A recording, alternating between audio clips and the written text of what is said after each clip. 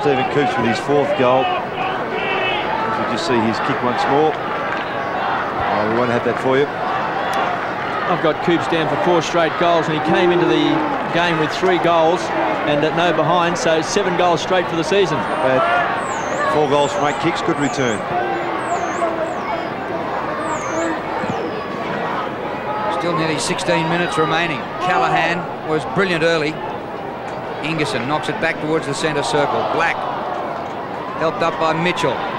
Mann out to Abraham, just outside 50. Hooked the kick wide to the pocket. White took his eyes off it.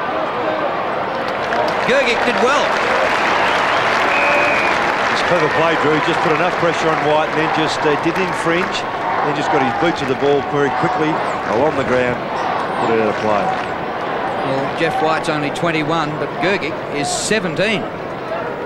Too young to wear the sponsor's logo, which is alcohol. And the ball goes out of bounds. Drew, if they finish up winning this game, which they're likely to do, is he allowed to have a sherbet after? Celebratory drink? Yeah, how do you... Shandy. How do you finish the season? Keg of lemonade. Get that with a stomach ulcer. Steins to the front of the pack. Mitchell to Waterhouse. Kick's been half smothered off the boot.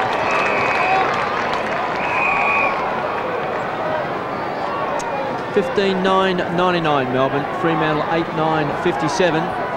5 Waterhouse on screen. He's been one of their better players on their forward line, along with Stephen Koops. At least he's been lively. Steins used his body. Waterhouse once more. He's going to take him on, gets around Jimmy Steins, tries to set it up, back to Waterhouse. No one to give it to, ran into a brick wall, and Todd Viney comes away for Melbourne. Kicks wide to David Neitz.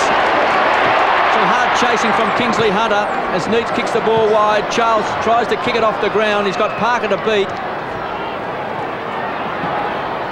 Finally it beats Hopgood over the line.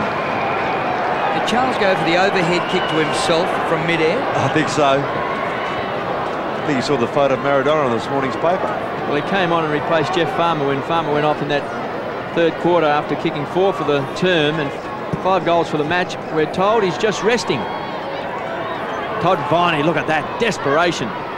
Callaghan goes to the ground. Wild kick back to Charles. Melbourne hunting in numbers now. Phoebe pumps the ball back to the wing. Jones got, Leach it was, got pushed under the ball, did well. Back to Gale. Looks a promising player to me, Gale. Finds Spider Burton. Inside the centre square. It's out in front. The high leaper is Jeff White. And if you can believe the rumours, he could be playing for Melbourne next year, Roscoe. Yes, he's got a pretty tough decision. I mean, Fremantle have been fantastic to him and given him the opportunity. He's worked hard for them. So he does face an enormously tough decision. Well, they've got a lot of ruckmen at Fremantle and Melbourne have only got 1.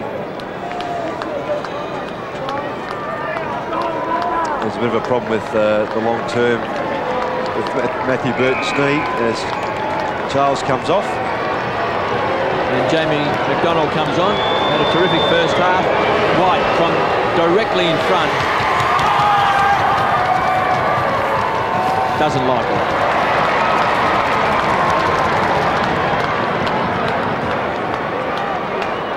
Well, KB, I know that Jeff Farmer is just a young kid from country Western Australia and you're a premiership best and fairest and champion.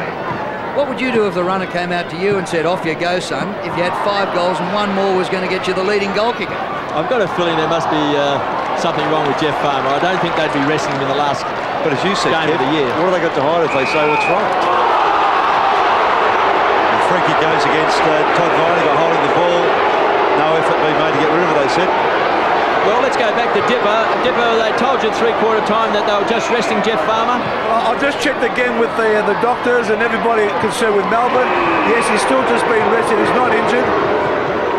Maybe David Neitz took him off so he wouldn't beat him in the club record. Oh, White's kick. Oh.